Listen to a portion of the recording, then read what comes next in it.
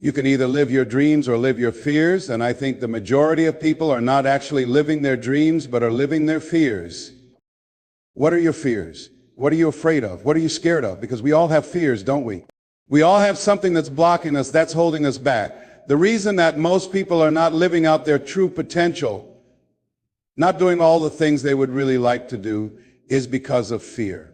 Some people call fear false evidence or expectations appearing real. We are brilliant enough to scare ourselves to death. Do you realize that? What are the things that you fear that have been keeping you from living your dream? That have been keeping you from doing some things you would like to do? Just think about those things. And how do we begin to handle that? Abraham Maslow said that life is about growth. He said you can either go back to your comfort zone where you won't find any growth, or be willing to go forward and face your fears. Because you're never going to have a fear-free existence. Some fear is acceptable and legitimate. There are some things you really should be afraid of, but you shouldn't allow it to immobilize you.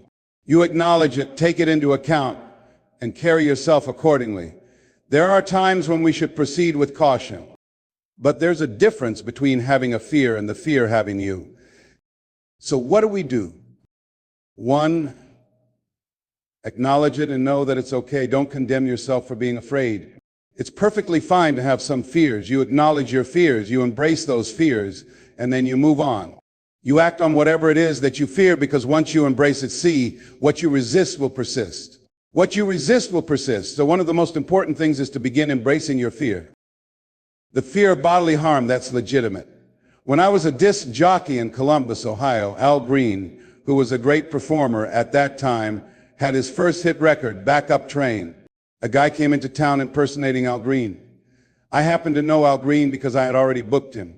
So when I found out this guy was an imposter, I came on the air and did an editorial about him. I exposed him. Now this guy was a big fellow, and he put the word out that when he saw me, he was going to knock me in my mouth for having a big mouth. So I was driving down Main Street in Columbus, Ohio with my son in the car, and I had always had this little saying, if anybody ever puts a threat on me, I'm going to make them honor it. So I saw this guy on the street. I pulled around, said, excuse me, I'll be right back. Got out of the car and said, hey man, I heard you were looking for me. I'm Les Brown. He said, you are? I said, yeah, I'm the one who said you're an imposter. Now I want to know what you're going to do about it. He opened his coat and had a gun there. I said, well, whatever I said to hurt your feelings, I want you to acknowledge your fears, carry yourself accordingly, and do what makes sense for you. One major fear I've always had, the fear of the dentist, and that fear had me. I didn't have that fear until I saw a movie most people wouldn't remember. It starred Dustin Hoffman, called Marathon Man, with Laurence Olivier. In that movie, Olivier was trying to get a confession out of Hoffman, and he took this drill out. Let me tell you something. When he went into Dustin Hoffman's mouth with that drill, I had $1 worth of popcorn, and that popcorn went everywhere.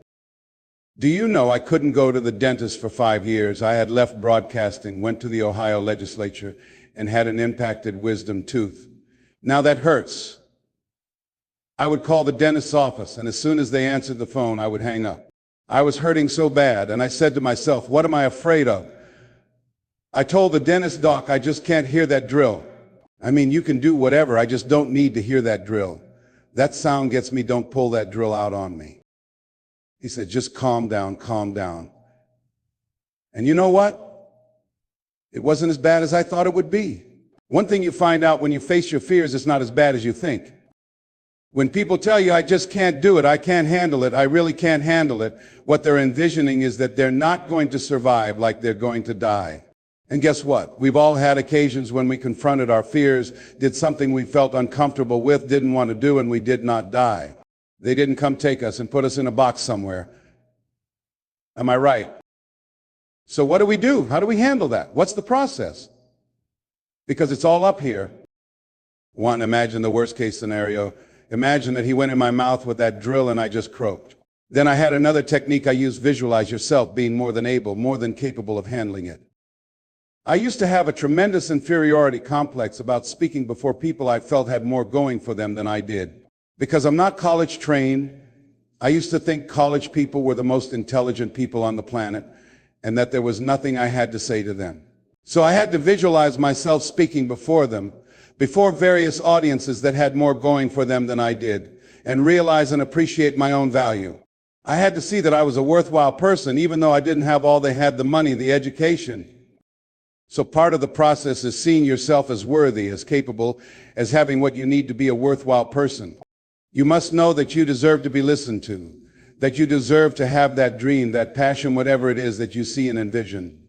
You've got to see it in your mind's eye and know that you've got what it takes. So as you look at your life, as you look into the future, ask yourself, what fears am I holding on to? What fears am I allowing to imprison me, keeping me from breaking out, from living up to my true potential, from really being happy? What's keeping me from having a sense of adventure, from experiencing excitement in my life? What's keeping me from controlling my destiny? What fears am I giving permission to hold me back? Notice what I said, we must give our permission to fear in order for it to immobilize us. Whatever discomfort you experience, whatever challenges or difficulties you face, you have to handle them. You have to go in there and wrestle with them. Will it be easy? No. Will it be challenging? Yes. A friend of mine, recovering from addiction to crack cocaine and alcohol for years, was talking about how hard it was. I said, what do you want me to tell you? That it's going to be a picnic? No, it's not. Is it going to kick your butt? Yes, it is. Are you going to want to die? Yes. But that's what you must go through to get where you want to go. And guess what? You're strong enough to do it. Your life is worth whatever it takes to get past this addiction. Whatever you have to go through for your dream, for whatever you want, it won't be easy. It won't happen overnight. It will be a struggle. There will be times when you can't make ends meet. There will be times when you won't know what to do. And guess what? That's part of it. If you say you're going to do it, he says you can count on it. Legislation came up, and he voted against my bill. My bill passed. I went back to him and said, hey, I told you I needed the vote, but if you couldn't give it up, let me know. I would get somebody else. I said, why did you tell me? He said, a lie. I was shocked. How many of you have had life just wear you out? You didn't expect that. You thought you'd go to school, get good grades, get a job, and come out here thinking you'd be able to get a job and live happily ever after. And you say they lied. Yes, they did. They never told me, that song that says, Mama told me there'd be days like this. They didn't even tell us that. There's something about life being challenging. I mean, it's called life. There are all kinds of challenges like that. See, when you accept yourself and you accept fear as a fact, it means that it's something that happens, something you're going to experience, but it is not a force to hold you back. It doesn't have any special power other than the power you give it. So you accept the fact that you are afraid, and then you move on anyhow. So when you have your self talking to you, telling you what you can't do, part of what you've got to do is be your own motivator. You've got to talk to yourself and build yourself up. You'll feel your energy level coming up, and people will feel that around you. See, now if you go through life being afraid, people can sense that. They can pick up that fear. So that's why you've got to stand up inside yourself. See, when you are not filling your life with the things that you are capable of doing, we all have some stuff that we've been given. And I don't think it's optional for us to sit on what we have. See, if you're sitting on what you have, what you've been given, I think everybody has been given something to bring to the planet that only you can do, that only you can perform, that only you can initiate. If you don't do that, if you're not filling your life with your life work or your mission, then there are gaps in your life. And what we do when we're not living out our true identity is that we begin to fill those gaps. We fill the holes with garbage, alcohol, drugs, worry, self-destructive behavior. So when you begin to look at your life and you know that you're not doing what you can do because you have allowed yourself to be held captive by your fears, when you don't have a true appreciation and acceptance for who you are, and you allow yourself to be immobilized by fear, what happens in the process is that you begin to abuse yourself. You begin to sabotage your life. You begin to sabotage your dreams. You begin to unconsciously work against yourself. You become your own worst enemy. So what do you do about that? You begin to realize that your dream and your gifts have so much meaning and so much value for you that your hunger for them will begin to push you past the fear. Your hunger to have them will give you a special drive as you work on yourself, as you begin to acknowledge your true identity, the true power that you have, the true capacity you have to bring about change, the miracle working power that you have within yourself to do the things that you want to do. This gentleman was doing a special study of a special tribe in Africa, headhunters, and he had difficulty developing a relationship with these tribesmen because of the fact that he had fear. He had fear they were going to take his head. That was a legitimate fear. So he worked there for a long time with no effort, no progress in developing a relationship and rapport and being able to achieve a level of trust. So finally one night he was thinking about it. He said, "What is it that you came here to do? What is your life work as a missionary?" He said, "I wanted to study these tribesmen." He said, "What's the worst thing that they can do to you? Kill you."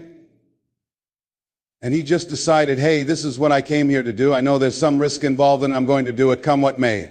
He said, "I'm not going to be afraid anymore." He went back the next day and started doing the work, trying to talk to and interview many of the members of this tribe, and they began to respond to him. They threw out the welcome mat to him. And years later, when people came to see what his progress was, they asked him, "How were you able to do this? How did you convert the relationship from being hostile to that of being positive?" He said something I think has value for all of us. He said, "When life can no longer threaten you with death, what else is there?"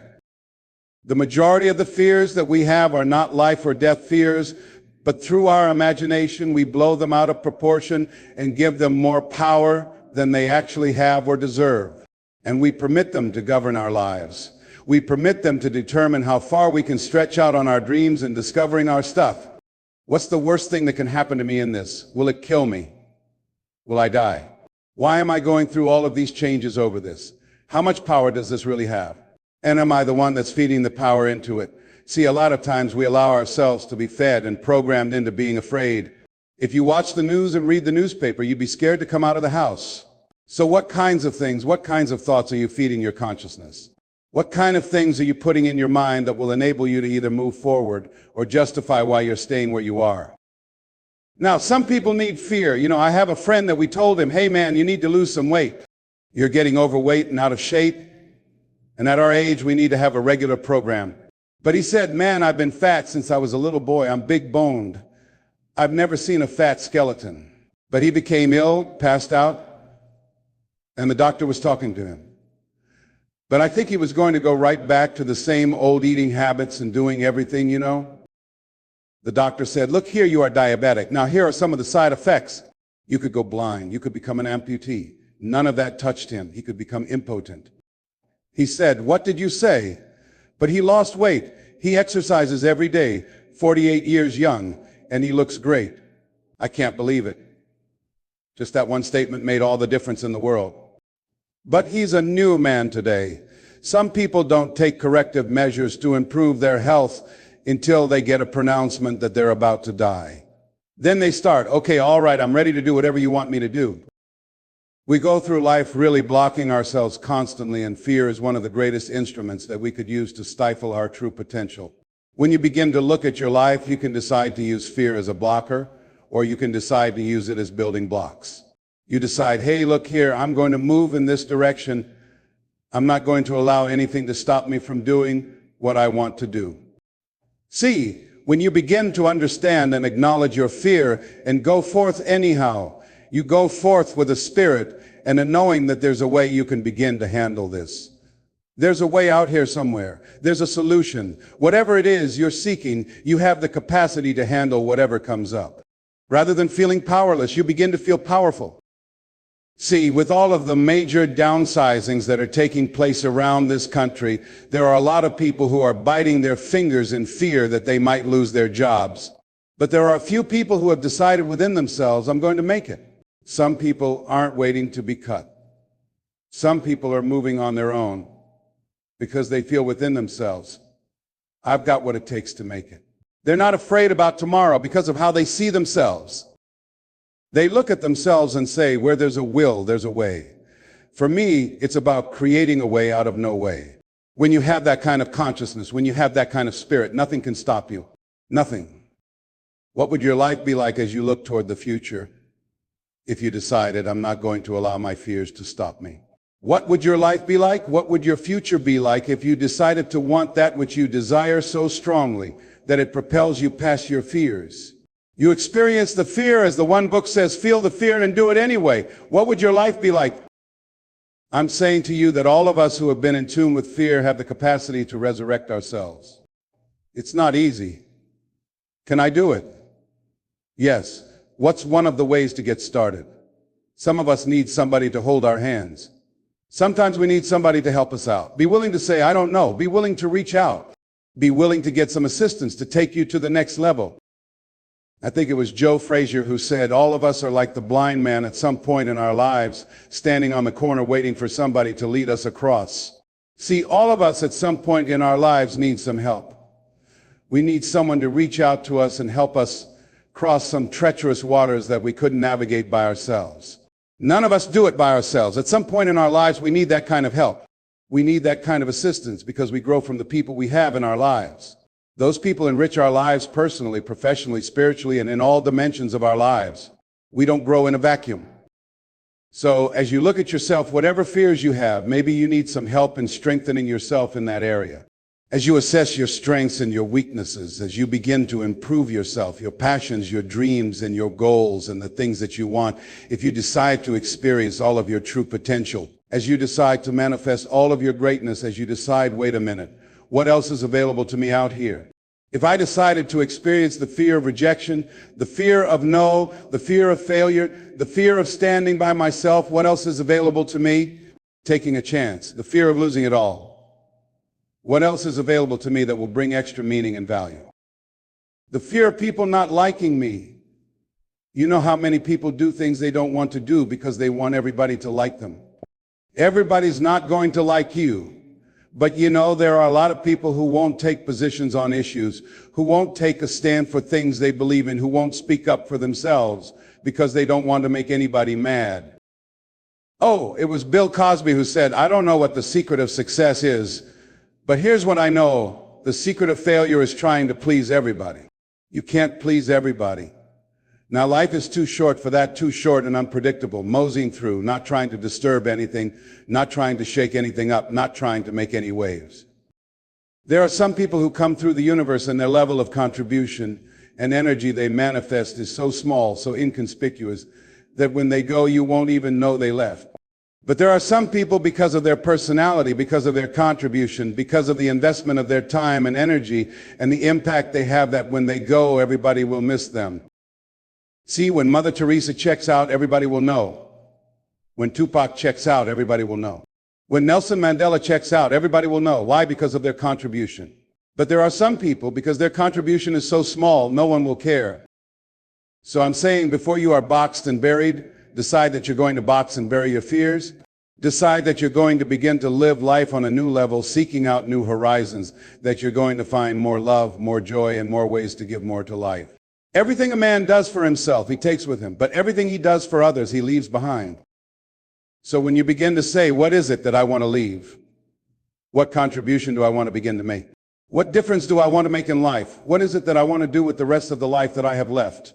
What chances do I need to take? What risks do I need to begin to embrace? What fears do I need to step on? What areas of my life am I dead right now? What dream? You can either live your dreams or live your fears. You have got to get to a point where you say, I'm sick and tired of living like this. There's got to be more. That's when people go out and strike out on their dreams. That's when people get out of relationships where they're dying together rather than growing together. That's when they leave jobs. So where are you going? Away from here. Do you have another job? No, I don't. How are you going to make it? I don't know, but I will. You will. When you put yourself in that kind of situation, I'm reminded of two frogs that were hopping down the road and fell into a bottle of milk. One frog hopped up and down for a while and drowned. He just gave up. But this other frog kept on kicking. He wouldn't give up. He just kept on kicking. And pretty soon he turned that milk into butter and walked out. So I'm saying, when life catches you by the neck, just keep on kicking. You can kick out of those circumstances, whatever they are. Don't be intimidated by them. You've got to keep the child in you. Little children dream, but after we become adults, we stop dreaming. The impulse to dream has been slowly beaten out of us through life's experiences. Most people, ladies and gentlemen, have stopped living their dreams because of the lessons they've learned from life or things they've picked up. We've only been born with two fears, the fear of a loud sound and the fear of falling. All the other fears we learn, fears we pick up. So as we begin to look toward the future, what will it take for us to break through those fears? Begin to know that your dreams, your passions, your drive to achieve whatever it is you want have more power and meaning. It will move you past your fears. As you begin to feel that you deserve it, your passion and goal will be so strong that the fears won't matter.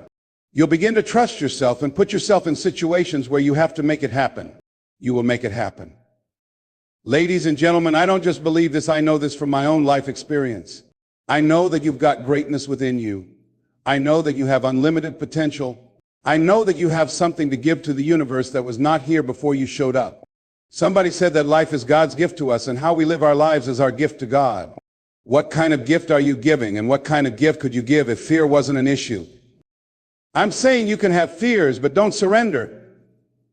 Don't let your fears have you. It's very important that we begin to learn how to create wealth. I'm not talking about loving money.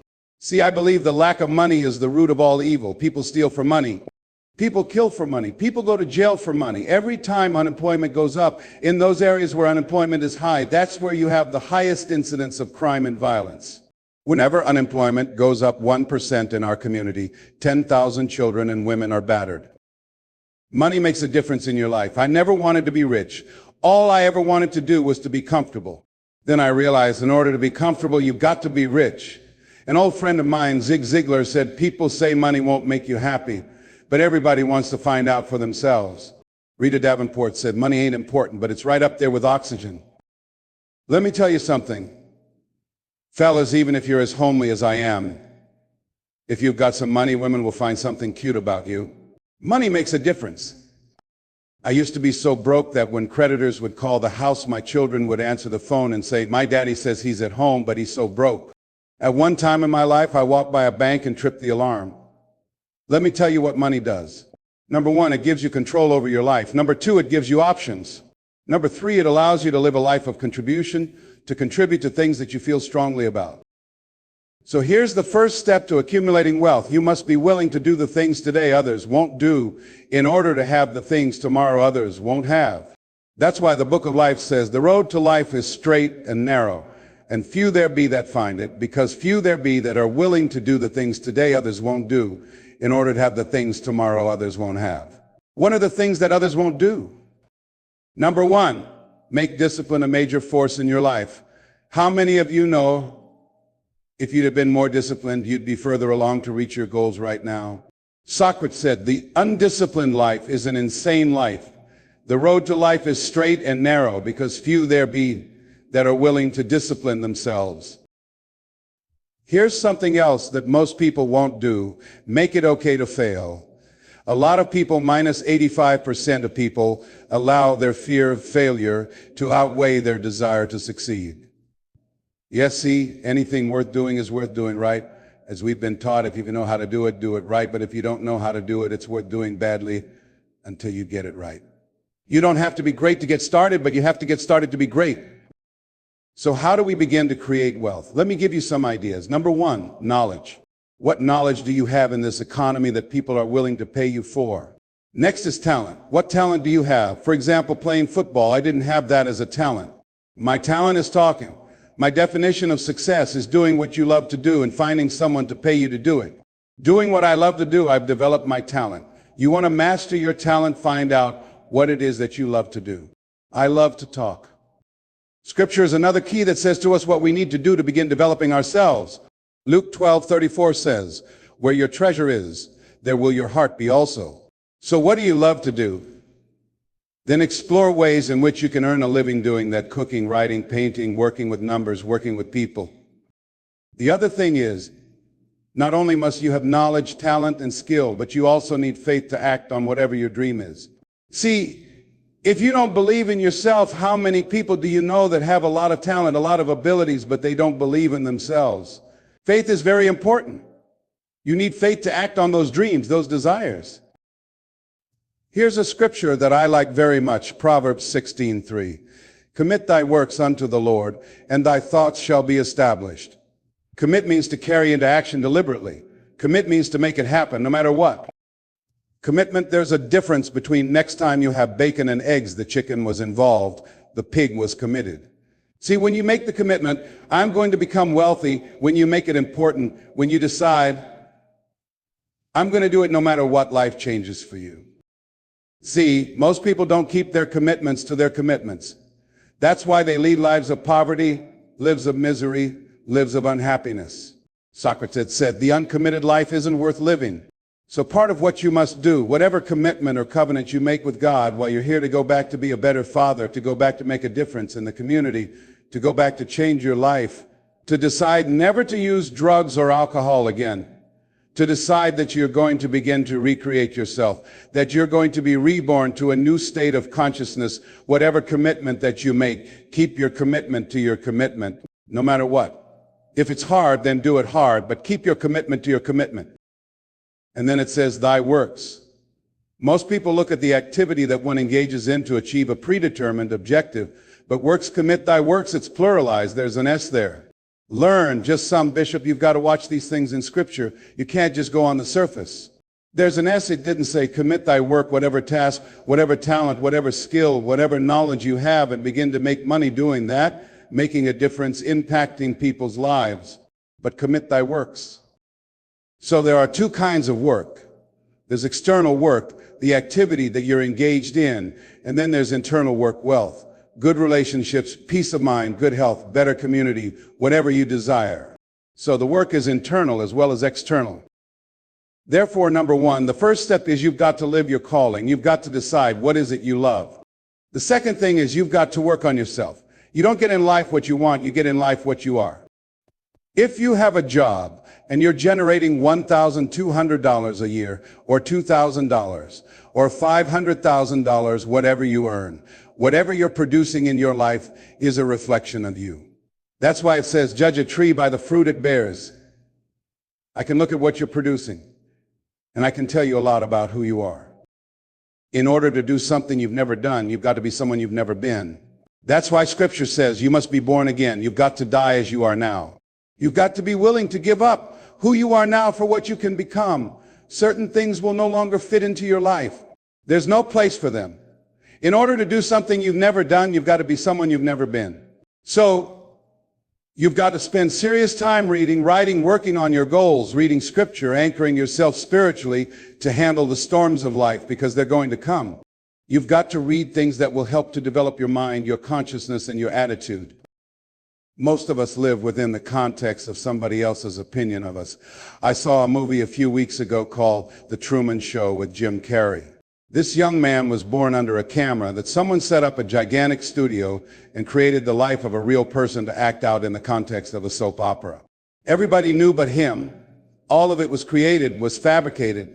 Then when he discovered it, he was trying to escape, and a guy said he won't get out. And the guy said, why? He said he won't leave. And God said, why would you say that? He said, because most people accept the reality that they have been given. See, most people aren't creating wealth because they were born in poverty and go through life unconscious. They don't know that they can have more. They don't know that they can be more. They say the words, I can do all things through Christ who strengthens me. We're more than conquerors. Subconsciously, though, that's how you judge if a person really knows it. If you know it, you're doing it. If you know it, you're living it. If you know it, you're manifesting it. You're producing it. Therefore, as you look at yourself, you've got to have this vision of yourself beyond your circumstances. You've got to see yourself every day, I can do this. I can make this happen. I'm blessed and highly favored. Good things are supposed to happen to me. You've got to see yourself every day working on your goals. Here's where I want you to go. I want you to get a 3x5 card. And here's a scripture I want you to put on the back of that card. Matthew 7:7. Ask, and it shall be given you. Seek, and ye shall find. Knock, and it shall be opened unto you. For everyone that asketh, receiveth. And he that seeketh, findeth. And to him that knocketh, it shall be opened. Now put that on one side of the card, and on the flip side, write your goal down. Read that 3 times a day, whatever that goal is. Every day I have a goal right now. My goal is on this card. I read it 3 times a day, sometimes more. I read that scripture, then I read my goal to put that in my subconscious mind. Why? Because our thoughts have magnetic power. See, thoughts have power. We think, according to psychologists, 40,000 to 50,000 thoughts a day. So now you want to begin to hone in on your thoughts. Keep an eye single. You want to focus. You want to begin to discipline yourself to control your thinking. Most people never achieve their goals because they allow themselves to be sidetracked by secondary activities, the distractions of life. Peter would still be walking on the water had he not allowed himself to be distracted. You should be so focused, so busy on your own life, keeping the main thing, until you're oblivious to what's going on around you. Take full responsibility for your life. Accept where you are and take responsibility for where you're going. Someone once said, we have two primary choices in life. We can either accept conditions as they exist, or we can take responsibility to change them. See, a lot of people want to exempt themselves from taking responsibility. All they want to do is talk about the problem. Every time you see them, they'll tell you their story over and over again. No. You want to take responsibility for your life. I got me here. I can get me out of this, and I'm getting out. I'm not going to be a volunteer victim. George Bernard Shaw said there are two kinds of people in life. He said, there are those that make things happen, those that watch things happen, and those that don't know what happened. He said the people that get along in life look around for the circumstances that they want. And if they can't find them, they make them, they create them. So part of beginning to get unstuck is deciding that the behavior pattern you've adopted doesn't work for you. You've got to change your strategies. And changing your strategy means reinventing your life, recreating you. And you have the power to do that. You can decide that you're going to change. You're not going to be a wimp. You can decide that you're going to stand up to life. You can decide I'm going to live each day as if it were my last. You have the power to make that decision. You can decide I'm going to work on myself and develop myself. I'm going to empower me. And all of these things that are happening to me right now, they're just temporary inconveniences. They're not stronger than I am. I'm in charge here. The next thing is to separate what you do from who you are. That's what the guilt trap is about. See, a lot of folks won't let you forget what you used to do or what mistakes you've made. All of us have made some mistakes in life. All of us have done some things that if we had to do them over again, we wouldn't. There are a lot of things that if I had it to do over again, if I knew then what I know now, I would have done it differently. Well, it didn't happen that way. And that's what you call life. I didn't do it like that. Oh, you don't want me to live that down? You want to keep putting that in my face about what I did? Guess what? I'm not interested. That's what I did then, but I won't do it today. So you're picking on an innocent man. So as you're in the process of reinventing your life, write a description of the kind of person you want to be. What are the things you must overcome? What qualities about your personality do you know you'll need to change because those particular characteristics are liabilities to you? What are your assets? What are your strong points? Look at yourself and evaluate to make that determination. Another thing is that in order to get out of a rut, we need some coaching. Find some trusted critics, people that you know care about you and love you. Some things keep us from growing and getting out of ruts. Number one, we identify with feedback. We take it personally when someone wants to give us feedback on where we're falling short and tell us about our blind spots. We want everything to be positive about us, but we're not perfect. I have a friend who's a trusted critic. I don't like him, but I love him. He doesn't tell me the things I want to hear. He tells me what I need to hear so I can grow. It hurts. It hurts when he puts me on the hot seat. I can't stand it, but that's the only way I can grow. And I'm glad that he loves me enough to risk our friendship to tell me what I need to hear, not what I want to hear. Get a support group, somebody you can talk to, people who perhaps might have a similar problem. Support groups are very powerful. You can share some of the challenges you're going through, and it might be a situation where one person can give you an idea of how they handled that situation, creating an opening for you to begin to stimulate some possibilities in your mind on how you can resolve the problem. We can't grow by ourselves. As I mentioned before, we grow from people and projects. The other thing about life, when things happen to you, when you permit things to use you, you can't change the past, but you can reinterpret how you see it. For years, I was walking around with a heavy load on my shoulders, feeling bad because I was adopted. I was doing interviews for adoption agencies and foster homes, and I was on television once. I told these people in this particular interview that I was given away. My twin brother and I were 6 weeks old. A friend of mine, fortunately, was listening to the program. She said, "Les, would you like to have lunch with me?" So I went over to see her. She said, when a woman carries a baby for 9 months, feeling that life movement in her, it's automatic and natural for her to learn to love that baby, to expect it to come here when she bears the pain to bring it into the world. Your mother may have been, when she came in to adopt you guys, she didn't go through that process. She looked at whoever your biological mother was and said, "I'll take them." You weren't given away, Les. You were chosen with love. When you're working on a dream, at some point in time, a transition takes place. The transition is what you are becoming in pursuit of the dream. Because even if you don't get the dream, you become such a strong and powerful person that it will so change your life. You can look at something else and say, well, I think I'll go do this then, because you've now developed yourself in such confidence and such competence in how to deal with the arena of life that you can move into another area and not miss a beat. Once you begin to discover who you are, you really realize how you've been given authority and dominion over everything on the face of the earth, including all the dimensions of your life. But you can only do that through the struggle of life, and most people avoid the struggle. Most people go through life avoiding pain. Somebody said the land of familiarity belongs to the dead. Most people like to feel like they're a king in the area of their comfort zone. They only want to do those things that they know how to do well. But I was born to say, unless you attempt to do something beyond that which you've already mastered, you will never grow. So if you want to begin to grow, you've got to put something out here that you can't reach easily. It's got to make you stretch. It's got to make you jump for it. You've got to dig in a little bit so you can take a leap for it. And maybe you jump up there and miss. Maybe you skin your knees and come back again. You might bust your lip next time, but you keep on. And through that process, you learn how to leap higher. You start challenging yourself to dig deeper, and then you discover some things about you. There are talents within you right now that you don't even know you have yet. I'm telling you, give yourself a chance. Here's something else. If you want to begin making things happen for yourself, I think it's very important that you start trusting yourself. Listen to yourself. Listen to that still small voice within. Don't try to make everything logical. There are some things about life that defy logic, things that you can't explain, things you can't predict. But once you begin to trust yourself, your ideas and your instincts, life takes on a whole new meaning. Now, I want you to feel that feeling you are led. Just feel it. I am led. I remember the worst speech I ever gave in my life. For years, I had a tremendous inferiority complex because I wasn't college educated. And this person knew this. She said, let me write this speech for you. You're going to speak at Ohio State University. Those people are very educated there, and I care about you. I don't want you to embarrass yourself. I had a speech in my mind, but this person was stronger than I was, negatively stronger than I was positively about my own thoughts.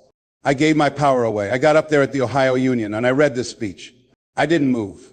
I didn't take my eyes off the page because I wasn't accustomed to reading in public. After I finished, people gave me a standing ovation because I read it extremely well. I was very tense, but Boo was with me. We've been together since second grade, and I didn't want to go to the side of the room where he was. I saw the look in his eyes. Finally, we went to the car, and as we got in, Boo was trying to be as tactful as he could. Then he just said, that was the worst speech you've ever given. I said, oh, Boo, I know. Why did you read the speech? What happened to your spontaneity? You've always been an extemporaneous speaker, Les. Why did you do that? She told me they wouldn't accept what I said. Boo said, Les, let them take you as you are. I gave my power away. Ladies and gentlemen, don't give your power away. You don't need anybody to approve your dream. It was given to you. If they can't see it, it's because it wasn't given to them. It was given to you. Hold it, nourish it, cultivate it, work on it. It's yours. It's your baby. Work on it until it comes into fruition. I gave away my power, and I said, I'm not going to do that anymore. Here's something else. Do what you know is right. Treat people like you want to be treated. Don't try to take shortcuts. Don't try to cheat. Pay your dues up front. What goes around comes around. You can pay now, or you will pay double later. I'd rather lose out on my dream doing the right thing than cheat and try to make a shortcut to reach my goal. I want to be able to look myself in the mirror, and that's what you want to do. There's a saying, judge a man not by what he does, but by what he doesn't have to do. To judge the true quality of a man, ask, what does he do when nobody's looking? There is good out there for you in the universe that has your name on it. And nobody can get your good, it has your name on it. They can't take your stuff. It's your stuff. So do the right thing. There might be times when, because of the negative part of our consciousness and our own programming, we might feel tempted to say, well, I'll just do it this one time. It won't matter. Nobody will know. Ladies and gentlemen, everything matters. See, at some point, all of us have seen our destiny. At some point in time, we decided not to listen. We decided to ignore it and say, no, that's not for me. Life came in and slapped us upside the head, and we stopped dreaming. The impulse to dream has slowly been beaten out of us through the experiences of life. And that's what causes many of us to give up on our potential. We sell out on living our dreams, feeling we're not good enough. not wanting to make any mistakes, particularly if we were raised with a great deal of criticism. So you've got to be willing to prepare yourself, do the best you can, take your best shot, and let the chips fall where they may. You don't have to hype yourself or psych yourself out. What it does is just keep you moving in that direction. That's all I'm asking of you. Believe that it's possible. Believe that you can make it. Whatever goal you have in mind, I want that to be a goal that will challenge you, something that will make you stretch. See, you don't get in life what you want, ladies and gentlemen. You get in life what you are, not what you want.